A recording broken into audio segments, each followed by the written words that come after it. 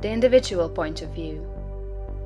Important as the matter of your point of view for the facts of social life is, it is of less moment than your viewpoint for your fellow men, for your acquaintances, friends, relatives, your immediate family, and most of all, yourself.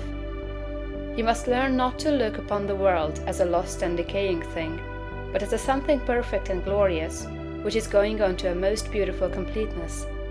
And you must learn to see men and women not as lost and accursed things, but as perfect beings advancing to become complete. There are no bad or evil people. An engine, which is on the rails pulling a heavy train, is perfect after its kind, and it is good.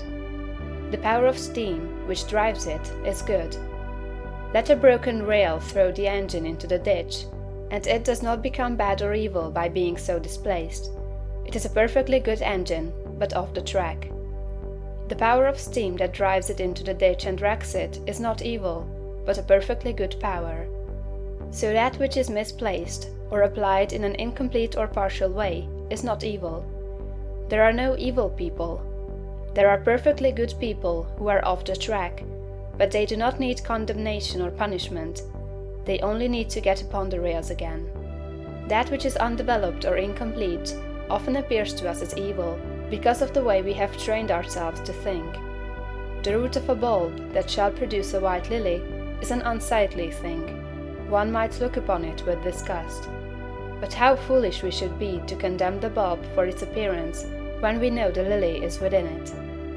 The root is perfect after its kind. It is a perfect but incomplete lily, and so we must learn to look upon every man and woman, no matter how unlovely in outward manifestation.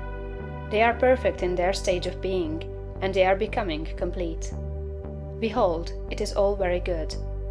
Once we come into a comprehension of this fact, and arrive at this point of view, we lose all desire to find fault with people, to judge them, criticize them, or condemn them. We no longer work as those who are saving lost souls, but as those who are among the angels, working out the completion of a glorious heaven. We are born of the Spirit, and we see the kingdom of God. We no longer see man as trees walking, but our vision is complete. We have nothing but good words to say. It is all good, a great and glorious humanity coming to completeness. And in our association with man, this puts us into an expansive and enlarging attitude of mind.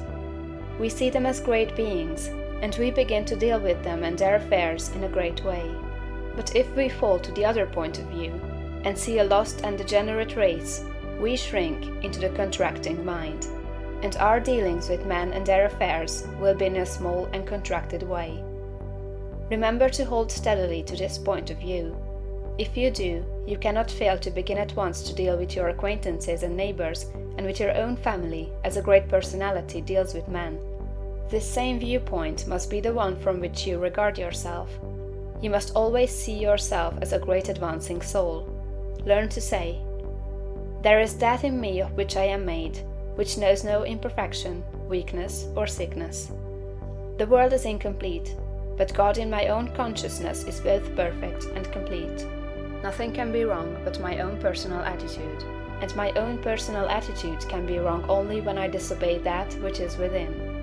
I am a perfect manifestation of God, so far as I have gone, and I will press on to be complete. I will trust and not be afraid." When you are able to say this understandingly, you will have lost all fear, and you will be far advanced upon the road to the development of a great and powerful personality.